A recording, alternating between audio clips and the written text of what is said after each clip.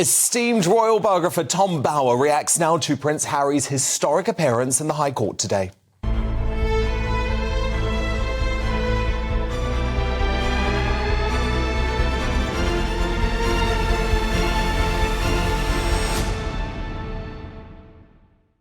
And it was always going to be difficult for Harry, who believes in feelings over facts, coming up against the Mirror's hardened Casey Andrew Green, and much of the evidence certainly wasn't pretty. Are you suggesting that journalists who wrote articles have blood on their hands? Journalists and editors who've caused pain and upset. But specifically these articles? It's a broader statement. But you're here to put a stop to this madness? Yes. Your complaint is about an alleged disagreement with your brother about meeting Paul Burrell. You refer to this as a private disagreement? Yes. Your brother wanted a meeting, but you were firmly against it. The phrase two-faced shit may have come from a voicemail. That's how I've always seen him. You think the journalist or somebody on her behalf hacked a doctor's phone? Are we not, Prince Harry, in the realms of total speculation? How can you be paranoid if you're not aware of the article? I'm just speculating. I can't be sure of how much of it I read or which ones I didn't. So Tom Bower, speculation, inconsistencies, and Paul Burrell on the show earlier responding to the attacks in court today, and in the witness statement by Prince Harry, has said actually lies as well. Well, what is remarkable, as we predicted last week, Dan, is that Harry thought he was going to come in as Godzilla, the man to slaughter the English media and to actually bring the government to heel and all the rest of it. And in fact, he's like a lamb to slaughter. He's been absolutely trapped. Harry has been trapped by Hugh Grant, the hacked-off group, and all those who hate the British press. And what they've done is they've used Harry as their battering ram.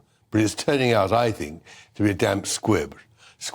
Because Harry hasn't got the intellect, hasn't got the legal advice, he hasn't got the ability to actually shape his evidence to argue his own case. And he's been left dangling by the smear merchant David Sherborne, the lawyer, and by all those who are financing him. And in the end, he is going to find himself very, very embarrassed, in my view. Now, you say his testimony was shocking and all over the place today. Why? Well, one example would be that he actually claimed, there are two things. One is he claimed that King Charles had his phone hacked. Now, it's quite well known that Charles, his father, never had a mobile phone.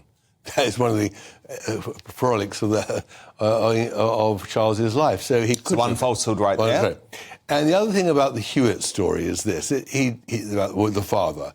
There's no doubt that there was a question mark over Harry's fathership. There's no doubt, but it's not Hewitt, it's whether Diana had an affair after Prince William was born. Nobody knows. But there's no doubt that that was the rumour going round. But to say that he only became aware of it in 2014 is absolutely ridiculous at that age. He was quite a mature man by then. And so everything he said was pathetic. And it's pathetic because he's had no support. He hasn't had lawyers who seriously said to him, look at the evidence and challenge him. He's been led by these ridiculous headlines, all of which are shown to have been repeating of other journalists' stories previously, or by palace spokesmen. But it's a deranged campaign now, isn't it? And do you even think he cares if he wins, or is this all just about him having a platform to try and topple the British Free Press? Oh, I think he thinks he's going to win. I think he's delusioned. I think he actually believes what Sherborne and all the other lawyers have said to him. He can win, and doesn't realise how appalling it looks in the harsh light of reality in courtroom today that he could never answer a question properly. He couldn't advance his case. And that is what we anticipated. That is why the Mirror brought this case to court and didn't, like all the other cases, settle. Because that's so interesting. In the past, all these cases by Mirror Group or News International, they settled because it was cheaper. They got their money, they got an apology, and didn't have to face cross-examination. The Mirror decided they were going to fight Harry, and they're going to fight him because they thought they're going to win. And that is what Harry didn't realise. He's been led into the lion's den and is now being consumed. And he's going to find it very, very difficult to get out of it. As ever with Harry, there's a lot of personal oversharing. One thing that struck a lot of people today, though, is that he actually got emotional in court when speaking about his ex-girlfriend, Chelsea Davy. Now, she was mentioned in his witness statement 118 times. His wife, Meghan, was mentioned just 5 times.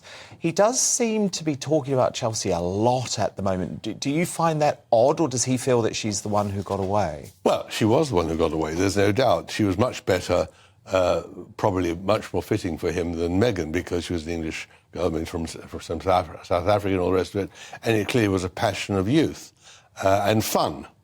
And she clearly was tormented by public attention. And there's no doubt that the media did hound her in a particularly nasty way because she was good-looking and was with a girlfriend and all the rest of it. But he's exaggerated it. He's exaggerated it because he can't cope with life.